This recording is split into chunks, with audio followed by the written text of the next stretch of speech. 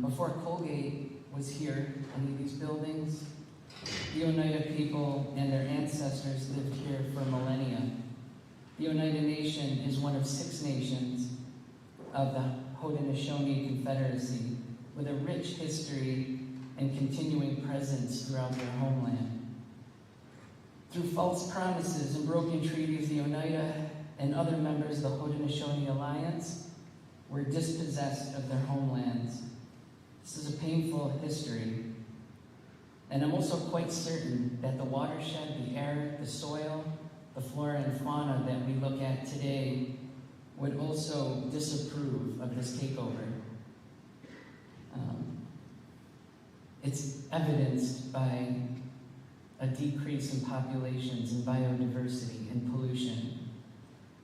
Let's always, but especially tonight, honor the deep connection of Oneida people, past, present, and future, to this place. How can we do that?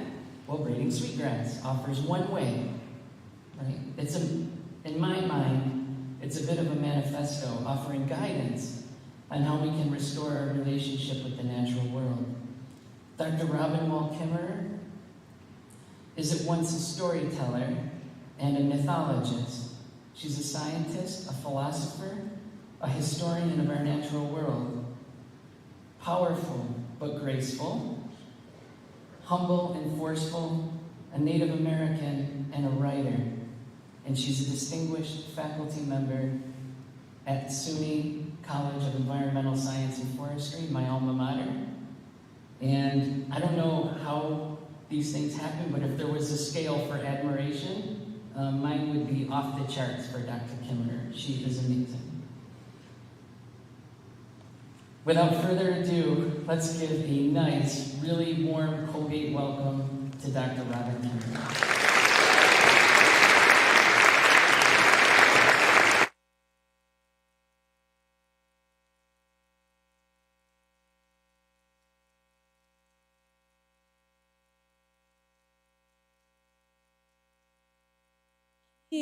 Bonjour and dinwe maganodok. Shavadas ke gish kokwe na deshnakas. Bodwe wad me kwenda, megaze dodem, minwa makodo dem. Shishibanyek na bendegwes. In our beautiful Potawatomi language, I give you greetings and tell you how grateful I am to be here with you, that I'm a Potawatomi woman of the Bear Clan and also of the Eagles. And I am enrolled in the Citizen Potawatomi Nation in Shawnee, Oklahoma.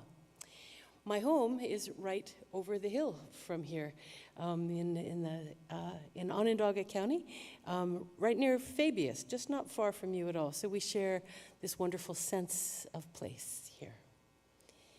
Our Potawatomi language is an endangered species. I don't speak much of it, but our teacher, I'm a student, and my teachers always tell us to breathe life into that language and share it with everyone when we get an opportunity to do that.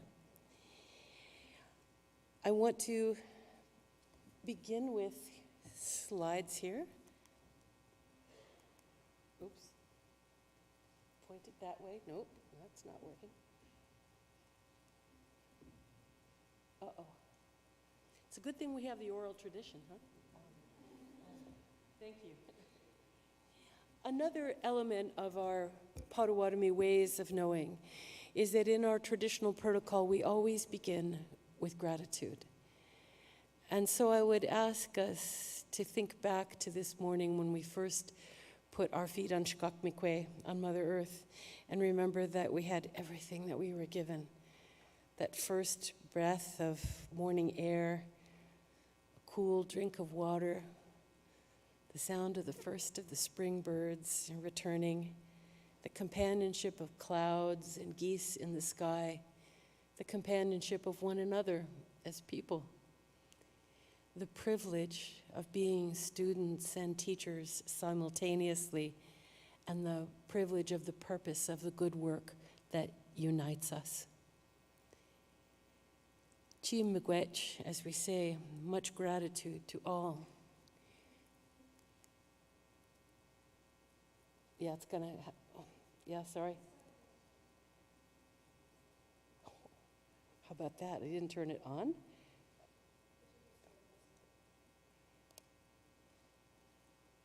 Let's try that. Okay. First of all, I have to apologize for this egregious green. My slides don't seem to agree with your projector very much, so I'll be quick on this one. But I want to linger there, actually, because I want to give a special gratitude to the Haudenosaunee peoples in whose homelands we meet today. Where I live, we are in the continuing ancestral contemporary territories of the Onondaga Nation, the central fire of the Haudenosaunee Confederacy, to whom we owe an unpaid debt, right? An unpaid debt of land, of history, and in the reasons that bring us together this afternoon, of knowledge of how to care for our more than human relatives, the plants and animals, of how we care for our homelands. There we go. Now it's too fast. There. I am a member, as I said, of the Potawatomi Nation. You see some of our people gathered together here in our summer celebrations. We have always been one nation, but a history of federal Indian removal policies scattered our people all over Turtle Island, from Canada to Oklahoma. But we gather together in the summers to be together and to celebrate our shared culture. Our original homelands are the southern Great Lakes, basically from Indiana all the way over to Chicago, which really means in our language, the place that smells like a skunk. And that was because of all the beautiful wild onions that grew on the coastal prairies of Lake Michigan. I'm sorry I have to keep turning away from you, but I need to see where I am. In this red you see here, now you can't hear me, you see our traditional territories in red are the traditional Potawatomi homelands. But through histories of settlement, illegal treaty breaking, and treaty making, indeed, those homelands were wanted by other folks, and so our people were in the Potawatomi Trail of Death, marched at gunpoint away from our homelands in the Great Lakes to the dry prairies of Kansas, and then ultimately to Oklahoma. I couldn't begin this talk without also introducing to you my great teacher and companion, who I hope has become your companion and teacher as well in braiding sweetgrass. You see here the gleaming braids of what we call in our language wingashk. Wingashk is the beautiful word that means the grass who smells so sweet. In that word is also the invitation to ceremony, because this is one of our sacred plants. This is a medicine plant for ills both physical and spiritual. It is a bringer of kindness and goodness. You almost always see wingashk braided as you do here.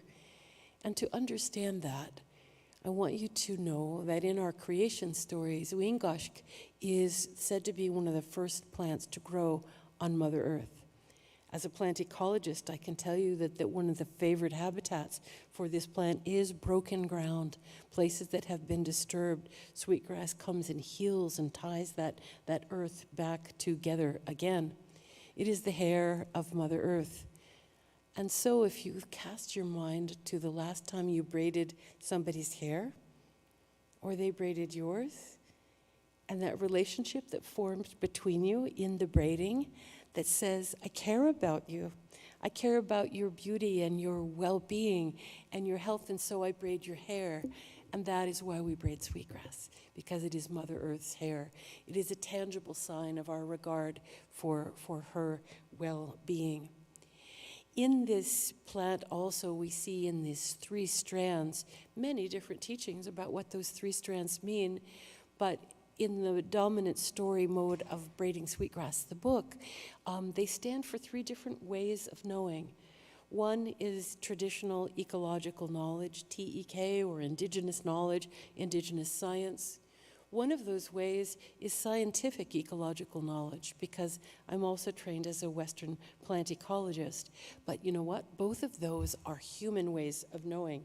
And that 3rd strand refers to the knowledge of intelligences other than our own, that of the plants, the plant knowledge themselves, and bringing all of those ways of knowing together for how we care for Mother Earth is the dominant metaphor of the book and is the story told in these braids. That I'm glad to see that many of you have dipped into, and I'll just move right on from there. So as we remind ourselves of the many gifts with which we are showered every single day, isn't it strange that in a world of such abundance, we also find ourselves harnessed to institutions and certainly to an economy, which is, in the face of such gifts, relentlessly asking, what more you got? You know, what more can we take? Whereas in our Potawatomi ways of knowing, the question we should be asking is, what does the earth ask of us? And that really is the theme of my remarks this afternoon. I don't need to tell you this, you already know, but these are the famous words from the Millennium Ecosystem Report, which reminds us that here on the edge of climate catastrophe, in the time of what is being known as the age of the sixth extinction, our very sustainability here on Turtle Island is in question, no? And so what does the earth ask of us becomes the most important question of our time. Anybody recognize this landscape? You're looking at Onondaga Lake. Onondaga Lake, which is the sacred lake of the Onondaga Nation of the Haudenosaunee Confederacy. It is here that the great law was given to the people. It is here that the oldest continuing democracy on the planet, the Haudenosaunee Confederacy, was born. The place where the peacemaker walked, embodying the Indigenous worldview, is today buried under 30 feet of industrial sludge. The Indigenous worldview buried under the industrial worldview. This is for me a constant reminder of how we think about how we care for the earth and multiple ways of thinking about how do we heal from this rift between the Indigenous worldview and the Western worldview. And it brings to mind, of course, the question of sustainability, which you were invoking in your very kind introduction. Thank you. And you know, we use this word sustainability all the time, don't we? And rarely truly interrogate what we mean by that. So I want to tell you a little story about it, about a colleague of mine, an Algonquin biologist, Carol Crow, who tells this wonderful story of going to her tribal council and asking for a travel grant to go to a sustainability conference some years ago. And she reports that the elders in the room said, well, what's sustainability? And she kind of laughed and said, well, that's the way our people have lived well in place since time immemorial. But she also gave them these kinds of definitions, the ones that you're all familiar with. I'm not going to read them to you, save to note those things that are highlighted in blue, the really common themes, that what we mean by sustainability is how can we strategize and reframe our lives so that we can, as it says, ensure the attainment and continued satisfaction of human needs, right? So she gave them these definitions. And she says that the elders were really quiet for a while, and she was afraid they were going to turn down her request. And they said, no, you go to that sustainability meeting, and we want you to carry a message with you. And that message is that sounds to me like they're just trying to keep on taking. Ensure the continued satisfaction, attainment of human needs. It's not our right to be thinking about what we can take. When our feet hit the ground in the morning, we should be thinking about what can we give. This fundamental frame shift on sustainability, from how can we keep taking to what does the earth ask of us? What can we give back is at the heart of the contrast between the Indigenous worldview of responsibility and the Western worldview of rights. This is, I think, a primary example of why we have this importance of pluralism in our philosophies and our ways of knowing. This beautiful graphic that was made by one of my students is meant to be an emblem of what is known as two-eyed seeing. This is an educational and knowledge model put forward by two revered Mi'kmaq scholars and educators. Two-eyed seeing, saying that in most of our educational institutions, most being practically all, right? We have one-eyed seeing. We look at the world through the Western lens, right? And we marginalize, or as colonization, settler colonialism has really erased the Indigenous worldview so that we have a monoculture of ways of knowing. What they're suggesting is, let's put on these glasses that enable us to see the world both through Indigenous knowledge as well as through scientific knowledge, and imagine how that will expand the palette of sustainability solutions that we have available to us. And it is this way of two-eyed seeing that informs the book Braiding Sweetgrass and my work as a teacher, scientist, and a writer. Now, this relationship between Indigenous and Western knowledges, for me, has long been fraught. And in fact, Braiding Sweetgrass arises out of a need to talk about that and to reconcile these ways of knowing as we care for Mother Earth. And in order to illustrate this, and because the room is full of students, I want to tell you a student story. My story of growing up on the land. I swear I was born a botanist. I think those plants just tugged at my sleeve from the beginning, and this was to be happily my work. I grew up on the land with Potawatomi values in my household and in my extended family. And so when it came time to go to college, I knew that I was going to go study botany. And I also knew that in going to a forestry school, to a college of natural resources, I would be one of the only women at that time in the whole university, and certainly the only Native person there. So that meant that I really worked hard to be very well prepared to enter this new world. Intimidated for sure. But I was ready, because I knew plants and plants knew me. And these asters and goldenrod that you see here, the glory of our fall fields that you probably celebrate as well. I had always wondered why they grew together.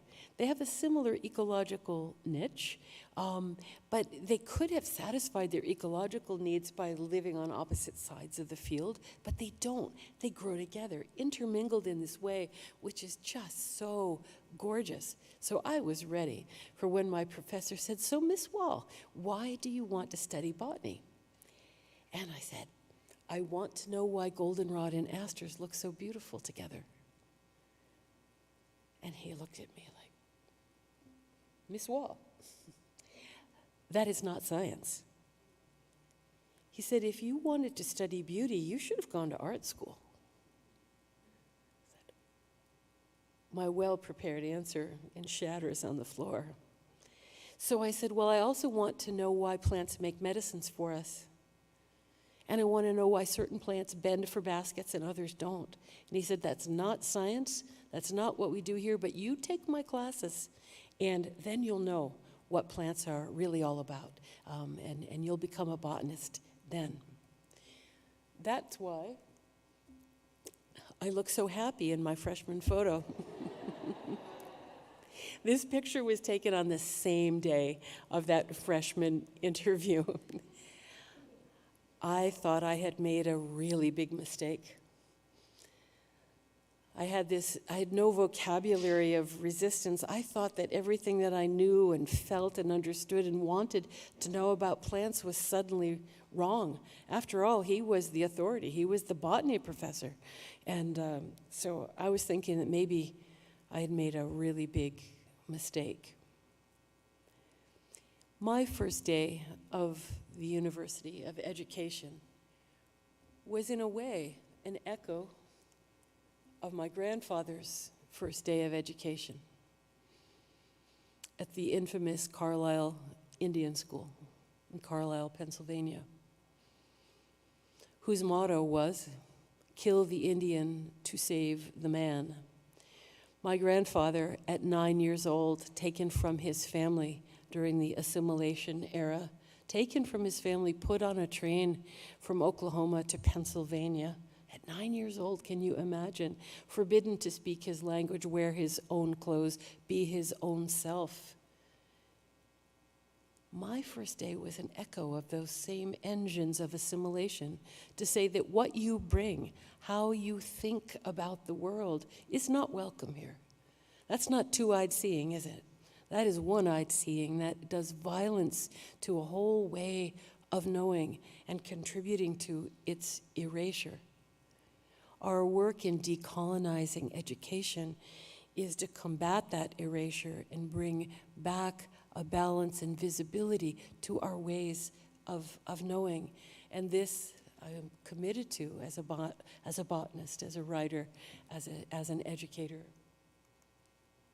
Because in the Indigenous worldview in which I grew up and experienced the world, those plants were not things, they're not ecosystem objects, they were my relatives, they were my teachers, they were my friends and my companions. But when I got to the university, I understood that the land was not subject, the land was object. When I encountered this model of what an ecosystem is, I thought I had wandered into an engineering classroom by mistake. This idea of the dominant metaphor for nature being that of a machine in which human people are in charge of was very, very foreign to me. It made the first years of my education very, very challenging. I got really quiet because I had been told that how I saw the world was not welcome there.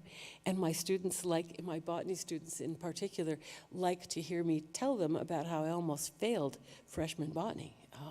Because this was a worldview that I really did not understand, and I had a great difficulty in mastering the materialist, reductionist kind of thinking. But the plants saved me. I so wanted to know everything that the plants knew that I willingly struggled. I guess is the only way I can say. I willingly struggled in order to learn the Western ways of plant science, because the indigenous ways of plant science were simply not present there. In coming to a college of natural resources, I encountered a worldview in which we think about, what does land mean, this parcel of terrain on which we are sitting? What does that mean? In the Western worldview, primarily it means property, doesn't it? Land is almost synonymous with property. And what is property all about? Private property. It's all about rights, isn't it? That by purchase of this piece of land, I have rights to its future. I get to decide what happens on that land because it is my property. Land is inextricably tied, therefore, to capital, and land is very frequently understood as natural resources. Think about that word that we use so often. What does that really mean? It means that the world is a source of raw materials for things that humans want to make. That's consistent with the definition of sustainability, of ensuring human needs for the future, isn't it? It's so focused on what humans want from the world as object. There's also the notion of the land as ecosystem services, those provisionings that what I would think of as the gifts of the land, little things like soil building, biodiversity, making it rain, making things like oxygen. A very limited view of what land means, because in the indigenous worldview, in fact, I'm sorry, I need to stand over here so I can be sure these are going in the right order, is land as identity. Land, our identity as Indigenous peoples is almost inseparable from our land itself. Land certainly as our sustainer, the ones who take care of us. Land not only as our home, but as the residence of our more than human relatives as well. What scientific ecology would call those other ecosystem members, those ecosystem entities, are our families. Land is the connection to our ancestors. It is the place that our ancestors prepared for us and that we have a responsibility to pass on to our descendants. Land is understood as the library. Land is the teacher. Land is the source of knowledge. Land is also the pharmacy. It's the healer for medicines both physical, mental, and spiritual. That land is our home. Land is not a place for which we claim rights, but as a place for which we have moral responsibility. Land is the place where we enact our moral responsibility in return for the gift of being alive in this beautiful place, because the land is sacred. If this is what land means, then we live and make our sustainability choices very differently, don't we? Is the land natural resources, or is the land the suite of our relatives? Is it our sacred home? The question that we really face today is land a source of belongings, or is it the source of our most profound sense of belonging? And this, I think, is the question of our time. I'm so proud to tell you that right down the hallway from where my professor told me that my way of knowing was not welcome, we today have the Center for Native Peoples and the Environment, whose mission is to bring together multiple lenses on the world, the wisdom of Indigenous knowledge, Indigenous science and philosophy, and the tools of Western science, using them together to care for the land.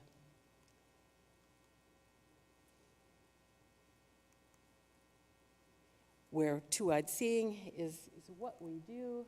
There we are. And one of the things that I want to bring to your attention when we think about two-eyed seeing is the value of diversity, intellectual diversity. Think about in your Bio 101 class, when you're studying evolution and adaptation. What do we know? We know that the raw material for adaptation and therefore evolution is genetic diversity, isn't it? And so I think that in the moment in which we live, we need an evolution toward true sustainability, toward a sustainability in what we can give to the land. And how do we then get to cultural adaptation towards sustainability with cultural diversity as raw material, with intellectual diversity? And that is the work of the center and the mission of Two-Eyed Seeing. Our work is to defend biodiversity in all of its forms, certainly genetic diversity, species diversity, landscape diversity, and also knowledge diversity, to demand that our universities are polycultures, not monocultures, that honor all these multiple ways of knowing as we struggle together to figure out how do we heal our relationship with the land. In thinking about knowledge diversity, I want to bring to your attention something I was just talking about with the writing class a little while ago, that in Indigenous epistemologies, in our knowledge systems, we have this notion of the holism of the medicine wheel that represents a whole, in this case, a whole being, a whole community, the whole circle of creation. And we say that human people have 4 ways of knowing the world. We certainly have the intellect. We have embodied physical knowledge that we can measure and observe and sense, but we also have emotional intelligence, and we also have spiritual knowledge, no? And we are told from, in any of our problem solving and in our education, that we need to learn to flex all of those muscles, to learn all of these ways of knowing, to bring them to bear on whatever problem it is that we are trying to sort out. And it strikes me as a Western-trained scientist that Western science is in fact a subset of Indigenous ways of knowing, because Western science privileges the intellect, right, mental knowledge, and that which we can observe and measure, empirical knowledge, very valuable, but Western science explicitly excludes the subjective notions of emotional intelligence and spiritual knowledge, right? We explicitly leave those out of our knowledge generation in the scientific method. There's really good reasons for that. And I think you're conversant with them. But just because they help us answer these true-false questions of hypothesis testing, that doesn't mean that every question that we face can be answered in that way. These wicked problems that we face today are really complex. They require all of these ways of knowing by embracing cultural values rather than excluding them. So our work is to think about how do we engage Indigenous knowledge, not to go backwards into some, atavistic notion of reclaiming the past, but how do we go forward? How could we use Indigenous knowledge? How do we embrace this wisdom in order to, again, address real sustainability? A way of thinking about that question is in return for all of the gifts that the land has given us. What are our gifts? How do we reciprocate the gifts that we have been given?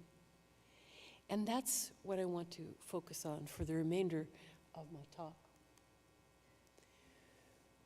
One of the most important teachings from Indigenous philosophy that contributes to our thinking about sustainability is the one known as the honorable harvest. The honorable harvest is an unwritten code of behavior and principles that govern how we take from the natural world. It doesn't say we don't take, because you and I are animals. Sadly, we cannot photosynthesize. We have to take in order to live, right? Let's think this through together. If the world is made up of commodities, of objects, of natural resources, how do we take natural resources and commodities? Any way we want, because it's our property, right? They're not beings, it's just stuff. We can take that stuff however we want. But what if, think back to all those meanings of land. Think about what if these beings are our relatives? What if they're persons? What if they're our ancestors? Can we now just consume them any way that we need to or want to?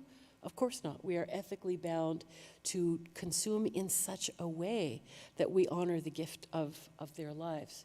That's what the honorable harvest is all about. The honorable harvest says, and guides taking from fishing to gathering firewood to picking medicines to picking berries. And it says that when we go onto the land, be it a farm or a forest or a riverside, that we don't take the first one. If it's a strawberry, it's so juicy and ripe and smelling good in June, we want it. We said, nope, we don't take it. We practice self-restraint. Because if we don't take the first one, it means we will never take the last. It is an ethic of conservation built into philosophy. And different cultures have different teachings about this. Would we take the fourth one or the seventh one? What our culture says, but before we take, we always ask permission. Now, it might sound crazy to you to come upon a field with a person there asking permission of each berry to pick them. But in a worldview that regards them as the gifts of our relatives, as the lives of our relatives, it's not crazy, it's just good manners, right? It's respect to ask permission before you harvest. Because what do we call taking without permission? Stealing, right? And in essence, this reminds us that that's what many of us do. We just steal from the earth, which is a profoundly dishonorable harvest. If we're going to ask permission, we also have to listen for the answer. And how is it that we can listen for the answer? We can listen with science. We can use the tools of Western science to say, is that plant plentiful enough that we could harvest it? Is the age structure such that it would not be diminished by our taking? We can use science to ask whether we have permission or not.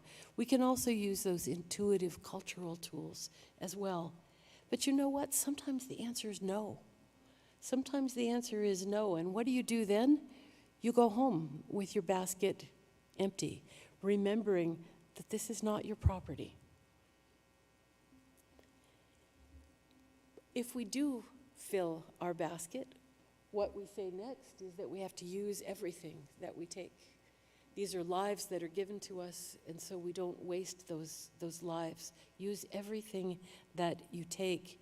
We're also told to share everything that we take, just as the plants and the earth shared with their lives with us. It is incumbent on us to take some of those berries down the road to somebody who couldn't go picking, to give them to somebody in need. Sharing is part of the honorable harvest.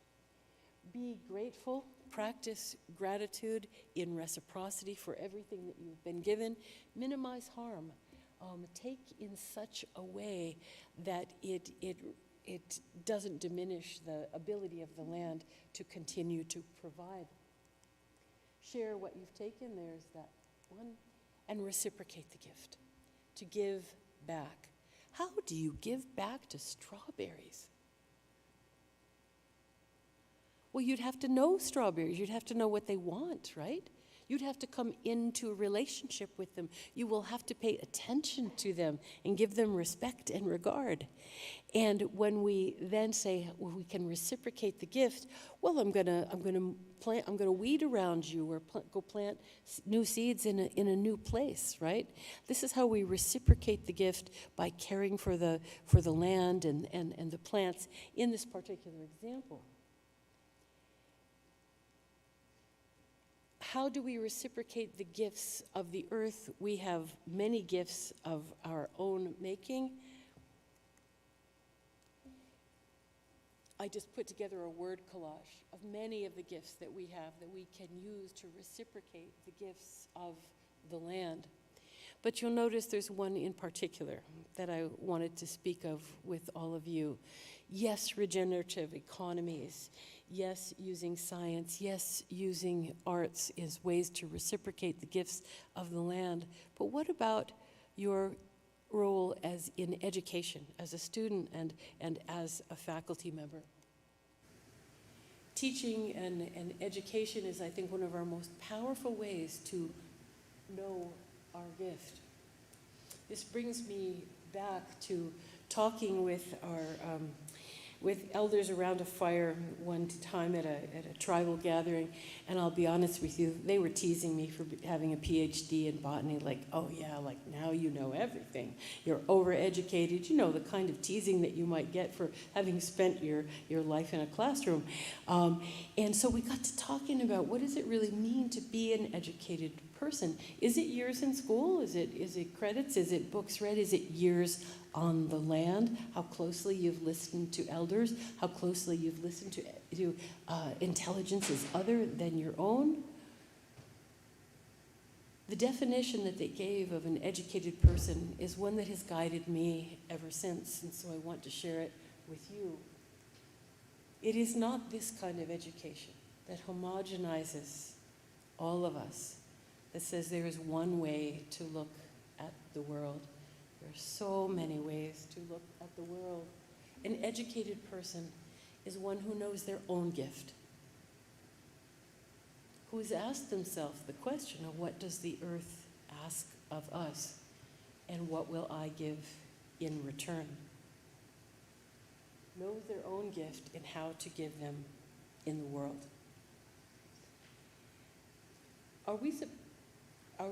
Since there's no clock here, are we supposed to finish it at 5? No, you're good, keep going. Sorry? You're fine. Okay. You're good, go ahead. Okay, good, all right, thank you. So I just wanted to touch upon a couple of more ways that we think about how can we reciprocate the gifts of the earth as human people. Healing the damage we've done. ecosystem restoration is a powerful tool that brings together traditional knowledge and the tools of Western science, art, design, and engineering to heal the damage that we have done. It is no longer enough to just save the remnants of the natural world. We have to restore them. We have to put our hands in the earth and do that healing work using all of our gifts. But you know, in working in the field of restoration ecology, it doesn't take long before you realize it's not just the land that's broken. It's our relationship to land that's broken. We talk about doing the ecosystem restoration of Onondaga Lake. That work is underway. It couldn't be more important. But dumping and filling a sacred Indigenous lake with tons of mercury is a sign of a broken relationship with land. And so our work needs to be to heal relationship with place as well, to turn our minds back to the notion of the land as gift and not as commodity. One of my favorite scholars in the field of restoration says what we need to do is not just restoration, we need to do restoration. We need new stories of how it is that we could live well with the land, thinking about land as gift and what it is that we could give. The earth asks us to change. As all beings who do not change and adapt, what happens to them? They go extinct. The earth asks us to change, and so many of our sustainability initiatives are all about technology. We are going to save the planet with digital thermostats, right? And new kinds of light bulbs. Not to minimize the importance of that, we need every single solution that is available to us. But we can't just be changing tax laws and policies and technology. What we have to change is ourselves, change our minds, think critically about the worldview that we have inherited and the damage that it is continuing to do to human people and more than human people as well. Many of you in this room have probably been inspired, as I have been, by my friend and mentor, the great Oren Lyons, a wonderful Indigenous environmental leader who says, he is in his 92nd year this year, and he says that in all of his work with people around the world, they have come to the consensus that what will save us is values change. Values change for survival. An example of that being the values, the story that Western world tells ourselves about our relationship to the world looks kind of like this pyramid, doesn't it?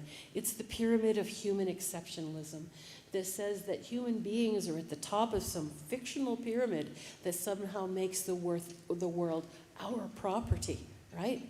And that we alone are in charge of it and have this notion of dominion and domination over the land. This is a kind of thinking that has fueled the exploitative, extractive economies that are degrading our possibilities for a sustainable future at every turn. Values change for survival, away from the egocentric to the ecocentric, to the kincentric model that says all of us are part of this circle. We all are part of, have a claim, if you will, on the gifts. Moreover, we all have a responsibility to care for those gifts, every single species, not just our own. This is a notion of a bigger vision of restoration and restoration in what we call reciprocal restoration, so that in healing the earth, we are healing ourselves by inquiring about our assumptions, our culturally embedded assumptions about what is it to be a human person in the world. The last idea that I want to share with you in this what I hope is just a catalyst for you thinking about what's my gift? What is it that I can do? How do I give back to the earth? Is the gift that we all share of language. The gift of language and changing language. When settler colonialism proceeded in these places, this place where we stand was not known as Hamilton, was it? The engines of linguistic imperialism changed place names all over, right? They changed, the reason that you had never heard the Potawatomi language before is because of language erasure through settler colonialism. This linguistic imperialism is at the root of our sustainability crisis. And you might be scratching your head thinking, what, how could that be? I give you the most important word in linguistic imperialism, and that word is it. You see on the screen our relatives, our gifts, our companions, our friends, and in English, when we point to that butterfly, what do we say? Look at it. If you are going to write about the natural world, if you don't know their names, and increasingly people don't, we have to call them it. What an innocuous but important word, because would I say of you, it is sitting in the front row? Could I say that? If your grandma walked into the room, how would it be if I said, it's making cookies? Whew. We never it one another, do we? Why not? Because it robs us of personhood. It takes away our humanity. I just made your grandmother into a thing, into an object. She became no different than the spatula in her hand. We never it one another, do we? The pyramid of human exceptionalism. There is one species on the planet that we speak of with a respectful grammar, and every other species is an it, is an object. As a scientist who has spent decades of my life on my knees before my plant teachers, when I write about them as a scientist, I have to call them its. In the Potawatomi language, that's impossible. I could not call that butterfly or that bear or that strawberry it. I address them with the same grammar that I do for my family. Meaning, they're my family. Itting the world is a particular construction of the English language that somehow gives us permission to think about the world as natural resources, right? As ecosystem services, as property, as capital, because it's all just stuff. How do we decolonize our language? How do we get away from having to it the world and the value judgment that comes with that and the economic and social cascades that flow from itting the world? Because itting the world, objectifying the world, sets other beings outside our circle of moral responsibility. It says it's just stuff. In the Potawatomi language, as I said, you can't say it about the living world. So working with my language teacher, I asked him, do we have a word that just means a being, an earth being, not a thing, but a being? And could we maybe use that word instead of it? And he thought for a long time about this and came up with the word Bamadisi Aki, which would just mean a being of the earth, not necessarily a human or a plant or a salamander, but a being, right? And I had no illusions that Bamadisi Aki was going to slide easily into the English language. But can we reclaim this notion of animacy with a new pronoun? That last part of that word, Bamadisi Aki. Aki means the earth. And that little sound, ki, is unclaimed as a pronoun in English. Could we, as the maples begin to give us, the maple people begin to give us their gifts of sap this spring, not say, I'm going to go drill it, I'm going to go take it, but that ki is giving us the gift of sap? Could we speak of the living world respectfully as ki, simply as a being in the living world? I've done experiments with this with my students to see we're good at changing language, right? How would it be if we started using this pronoun? And of course, they said at first, you stumble over it a little bit, right? As we do with any linguistic shift. But you know what really transformed them? When I told them that we would need a plural, and in Potawatomi, one of the ways we pluralize words is by adding an N. And that brings us to the beautiful English word of kin. So that when we speak collectively of the living world, we're talking about our relatives. Those geese that you heard in the sky this morning, could say our kin are coming home. I don't think we need more words to it the world, to commodify the world. We need words to heal the world, to heal our relationship with the world.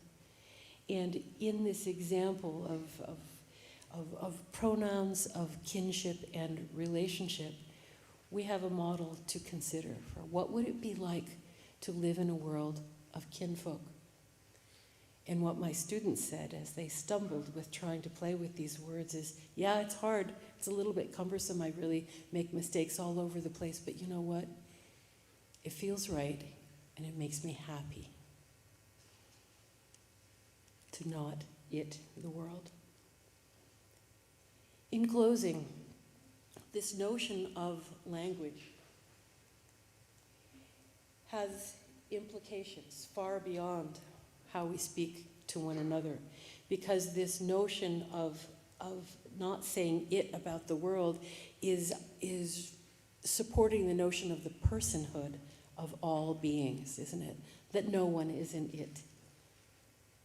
And this idea of the personhood of living beings is now becoming part of international jurisprudence.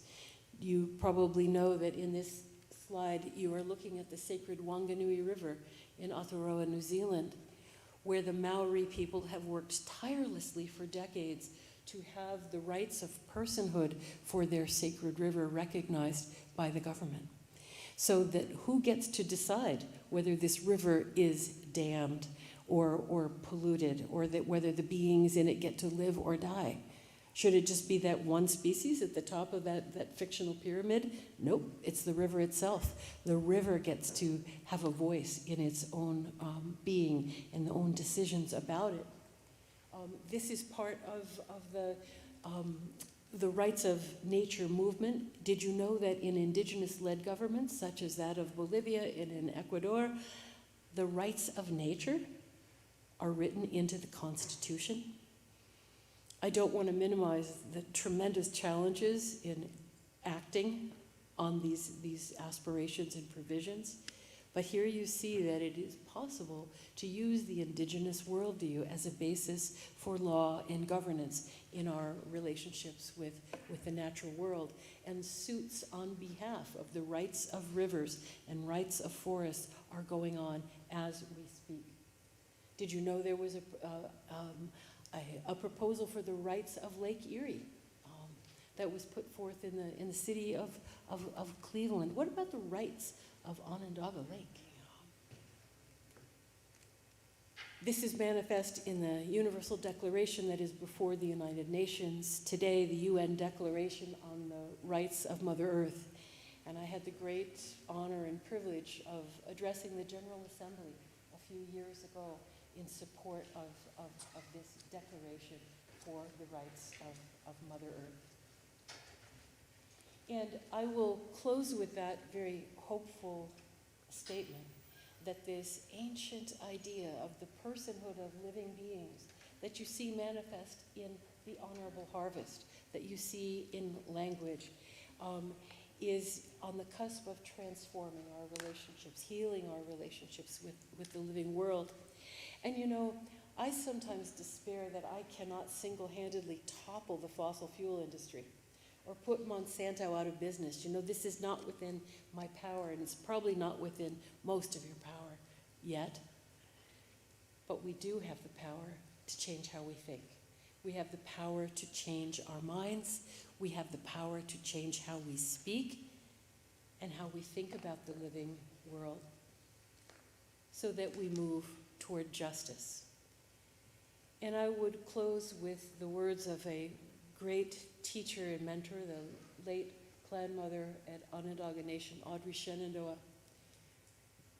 whose words I always remember as she said, "Our job as human people is to seek justice. Justice not only for ourselves, but justice for all creation." Mi'u, miigwech, thank you for listening.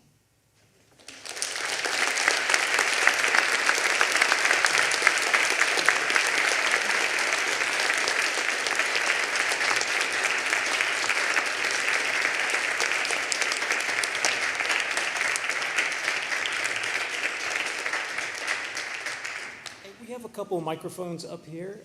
We have a little time for some questions if anybody has some questions. All right, well, come on forward if you have them. And then I'm just going to go ahead and say right now, once we've kind of run out of questions, Dr. Kimmerer is going to do a signing. So if you'd like, we're going to start a line up here, and you'll come up one at a time and get your book signed. All right, questions? Make your way up to, we have 2 mics so we can hear you. And this is being live streamed too, so those folks that are out there in digital land can hear you as well.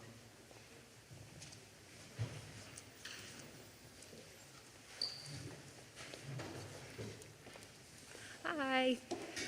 So I had a question about education. So as you said that there's a lot to learn, both Indigenous and Western knowledge, and for people who've had only a Western education, what's a good starting point for kind of introducing these ideas?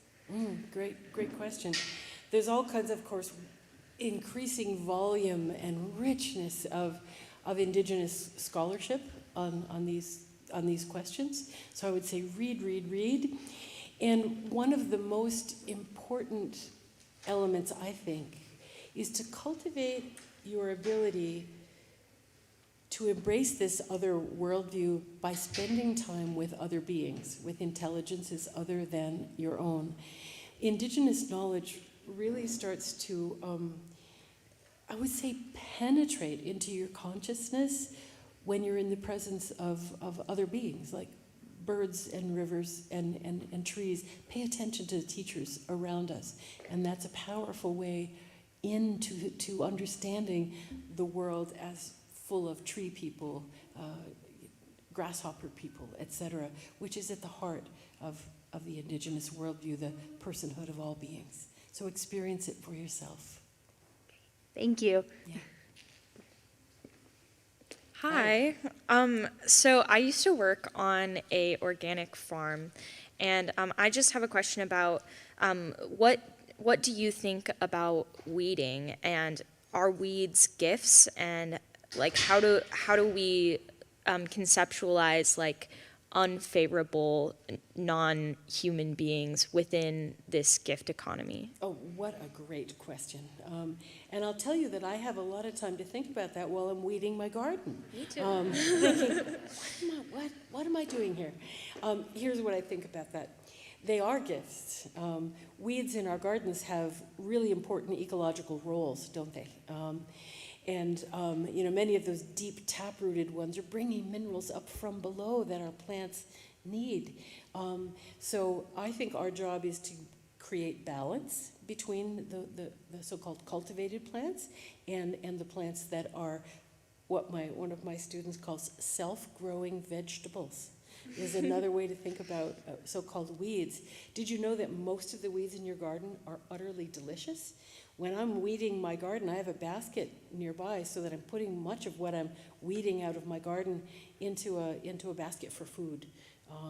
They co-evolved with a lot of our domesticated plants, and in many Indigenous garden spaces, there are the crops, not the so-called weeds. This also relates to a question about invasive species, and I'm often asked about that because, as you said, the plants that we didn't want to be there. You know, in Western conservation, we really have this notion that in all exotics are bad, and there are many exotics that are invasive and have tremendous negative consequences for biodiversity. But what if we took seriously this idea that the plants are other intelligences, that they have come here bearing knowledge? Let me think, I saw so much Phragmites as I was driving up, right? Why is Phragmites here? We could just look at it and say, well, this is unwanted, it's invasive, we need to get rid of it, and that is the knee-jerk reaction of a lot of land management.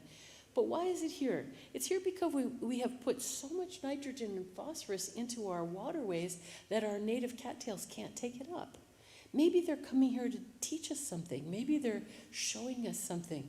So my preference for weeds and exotic species is to pay attention to them, to show them some respect, and say, what are you teaching us? And then our job as people is to create balance. I say to the garlic mustard every time I'm pulling it up, you can have the ditches and you can have the hedgerows in the fields. Have at it. I don't hate you. You're welcome to be here too. What are you bringing here? But you can't have my trillium woods. And so my job is to help create that boundary, that balance. Thank you. Yeah. Hi. Hi. I was wondering how you conceptualize the balance between total ecosystem function and individual rights and welfare issues. And I know that in upstate New York here we have a big deer issue, and some of the tools that are used to handle that are often deer culling, and I was wondering what you think of sort of large-scale conservation efforts and sacrifices between different parts of nature.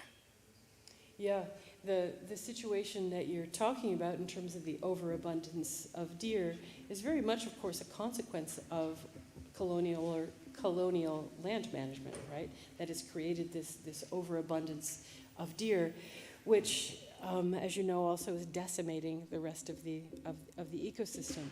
So again, I think I would answer that by saying we have a role in creating balance, and not only in controlling a deer herd, but in changing our land management practices in such a way that we can reestablish balance.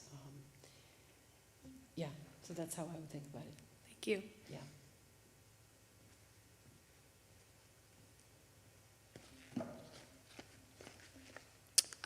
In Braiding Sweetgrass, you tell a lot of creation stories, and I was just curious, while we're all like looking forward into our world in the future, even though it looks very different and our relationship with it is very different than it was at the time of those creation stories, how can those stories help us form a sort of ethical code or like guide us moving forward, especially in the age of like climate change, when everything is different and the ecosystems are constantly changing? Yeah, thank you for that question that asks us to really cast our minds to what are the values and relationships that our creation stories present for us, right? And in the case of the Sky Woman creation story, I think it is an invitation in a time of great peril on this planet for us to emulate what there's only one human in that story, and it's Sky Woman, right? And what did she do? She gave incredible gratitude to the rest of the beings, recognizing that she was the least among them. She is the one who, the newcomer. She gave great gratitude and respect to all of those beings, and then she asked herself, how will I reciprocate the gifts of the land? And she brought her own gift. It is that kind of thinking that I think is what we need in this particular moment of deep gratitude for the gifts that we have been given, because in gratitude is when we find our reciprocity. You know, when someone gives you a present, you say thank you, and then you want to give your own back in return. And that's what I think we are asked to do in this moment. Our silence will not save us. from the future that we are creating for ourselves. I think it's up to each of us to emulate Sky Woman in a sense and say, what is my gift? What are the seeds that I carry? And how will I sow them for the future? Thank you.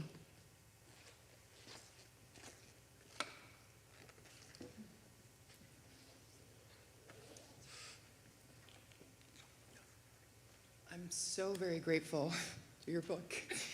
Sorry. It's very moving. Anybody who knows me knows I cry. Me too, you're going to get me started. So I'm very grateful for the voice that you're giving nature. Good grief. Yes, there you go. There's my voice. Came back to me. I hate it when it goes up high. Thank you. So I'm so grateful for the voice you're giving. I'm an ecologist. I work in the tropics. I work on the bloody deer problem here.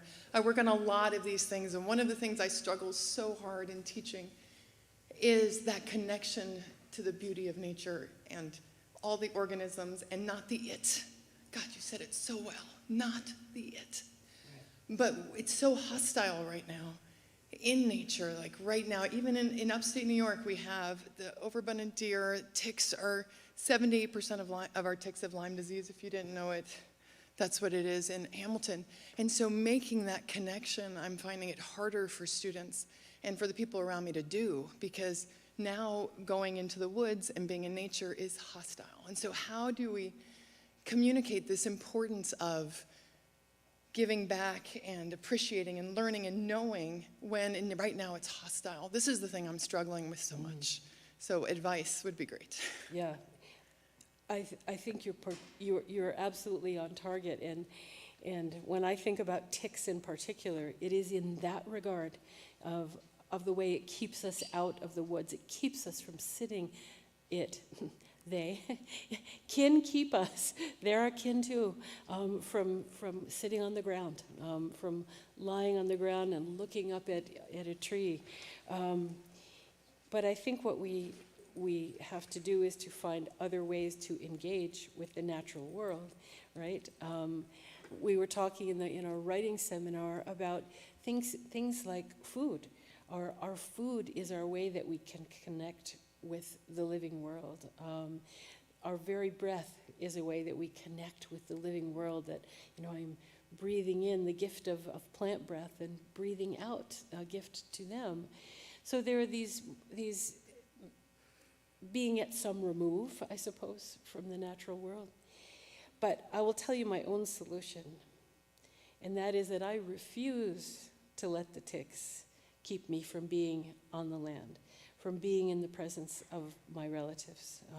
There are lots of adaptive ways to be in the woods and not be afraid and protect yourself. I'm sorry that we have to do this, but being on the land is too important to let the ticks win. And we were talking in class this afternoon about nature deficit disorder. I think depriving ourselves of the natural world is probably more deleterious to our long-term health than is Lyme disease. Thank you. Sugli, Lisa Niongats, Gawastujis Niongats, Ongwehongwene, Tahioni, Niwagitalo, Onyata Aga Ni'i. I just wanted to welcome you to Onyata Aga lands.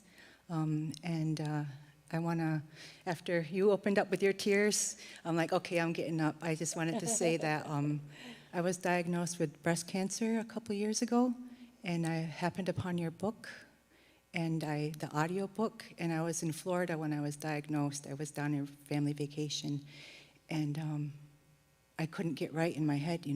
My head was just all kinds of crazy when you get a diagnosis like that. So I had your book, and I was reading it, listening to it, and your voice and your stories reminded me what I was supposed to do, and reminded me of where I was supposed to go for the help that I needed to make myself healthy. And I did that. not only did I use Western medicine, but I also used traditional medicine. I went home to Onondaga and asked for help there. And of course, they took care of me, and I stand here today cancer-free. And that's due to our medicines and our natural. I went back to our OG diet, back to our traditional foods, and fish and vegetables and deer meat. So if you don't like them deer, send them my way. I will eat every one of them and be happy about it. And I'll make clothes and give it to my friends and all that stuff, so nothing will be wasted. So I just wanted to acknowledge that, and Yawako for your work and for resetting my mind. And my family thanks you too, because I was not in a good place, but you helped me reset. So Yawako. Chimegwech Nyawe for that beautiful story and the power of our connection to our ancestors and our teachers and our healers, the plants. You stand here before us as witness to that. So, Miigwech.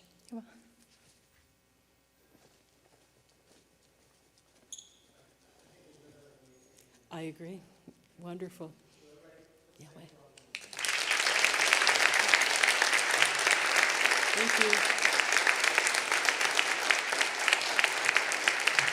Thanks much.